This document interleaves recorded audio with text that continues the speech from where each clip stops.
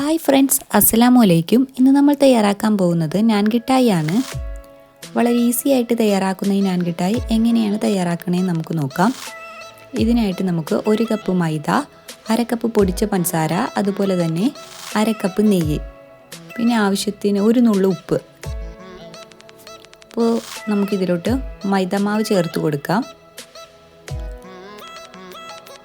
പൊടിച്ച പഞ്ചസാര 1/2 കപ്പ് അതും കൂടി ചേർക്കാം.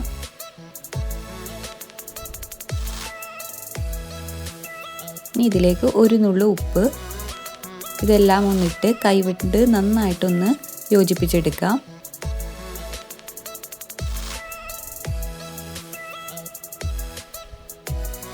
ഇനി ഇതിലേക്ക് നമുക്ക് 1/2 കപ്പ് നെയ്യ് എടുത്തിട്ടുണ്ട്.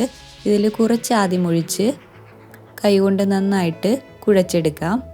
അധികം ബലം പ്രയോഗിക്കാതെ പുട്ടിന് മാവ് കുഴയ്ക്കുന്നത് പോലെ ഒന്ന് തയ്യാറാക്കിയെടുക്കാം.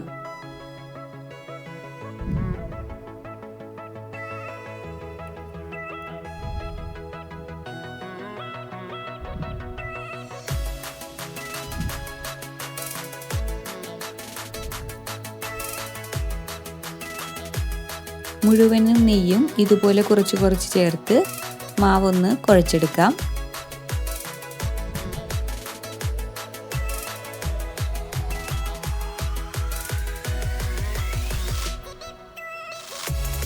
അപ്പോൾ നമ്മുടെ മാവ് ഇതുപോലെ തയ്യാറായിട്ടുണ്ട്. ചപ്പാത്തി മാവ് പോലെ കുഴച്ചെടുക്കേണ്ട ആവശ്യമില്ല.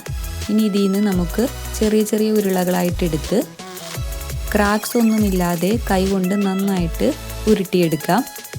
എന്നിട്ട് കുക്കീസിൻ്റെ രൂപത്തിൽ ചെറിയ കുക്കീസാക്കി തയ്യാറാക്കാം.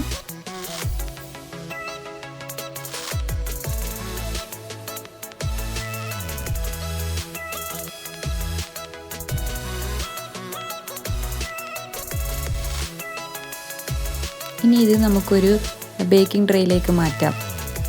എന്നിട്ട് 180 ഡിഗ്രിയിൽ 10 മിനിറ്റ് പ്രീ ഹീറ്റ് ചെയ്ത ഓവനിലേക്ക് നമുക്ക് ടെമ്പറേച്ചർ ഒന്ന് കുറച്ച് 140 ഡിഗ്രി ആക്കാം.